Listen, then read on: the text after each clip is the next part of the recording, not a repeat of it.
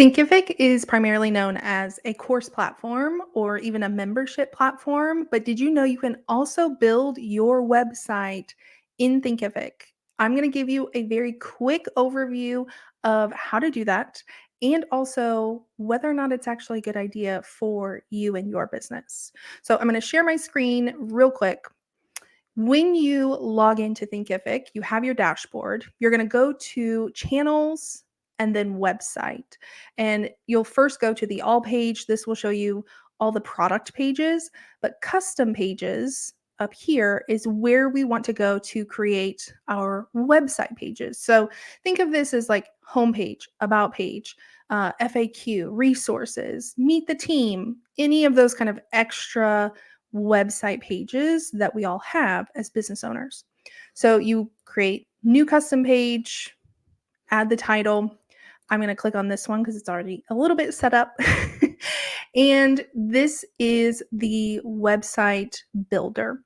So you click the plus button over here and you can see these are the available modules and blocks that you have to build out your website pages. So if you are used to having something like Squarespace or WordPress or the page builders in WordPress, this might seem a little bit limiting. So you'll want to keep that in mind if you are wanting a really fun out of the box design.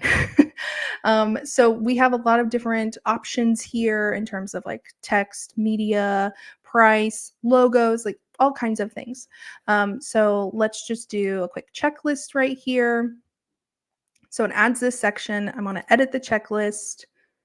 And then over in the sidebar, this is where all the editing options will appear.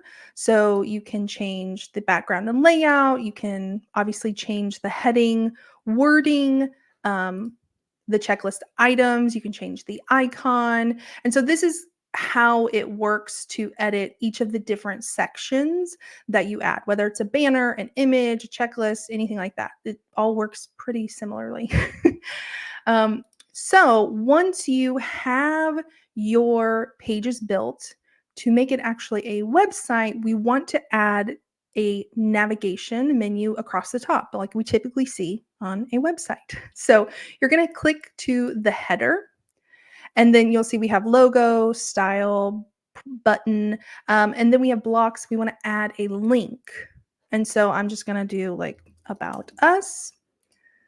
We're going to go to another page, and then you can go, find the page that you are looking for.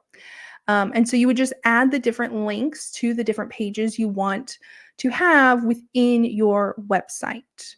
Now, the other thing that I want to point out is there's not a blog option. So if you are someone who wants to blog, this wouldn't be a great fit.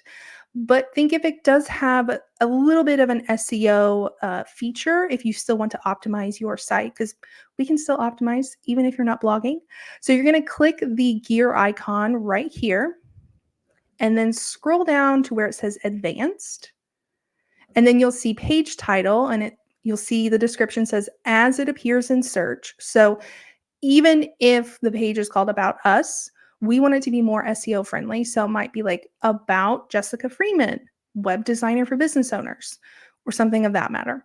Same with the page description. This is the meta description that is going to appear in those Google search results. It's that little blip of information under each link in Google search results. You can also add a thumbnail image. This isn't for SEO, but when we are sharing links on Facebook, Instagram DMs, you typically see that little preview image that pops up. And so you can, if you want to customize this per page, you can do that. So that's the SEO options.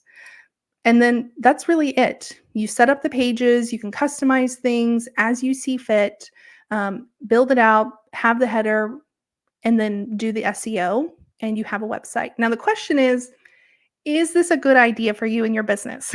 Now, I don't know your individual business. I don't know who's watching, but I would say unless your brand is literally only this course, you don't want to blog, um, you just want to have this course and that's kind of it.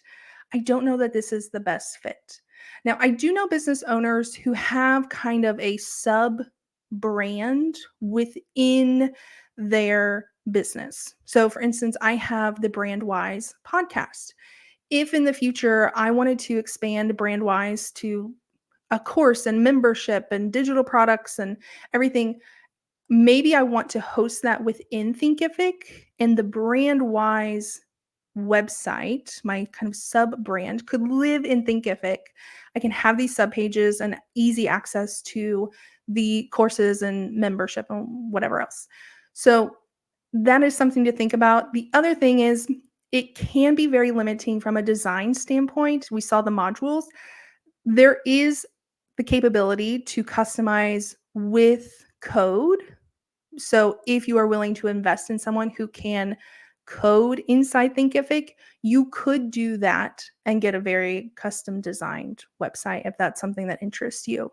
But for most people, I'm not going to recommend that your entire website for your business be on Thinkific. So those are my thoughts. If you want to test out Thinkific, there's a link down in the description below. If you have questions, let me know down in the comments. Otherwise, I will see y'all in the next video.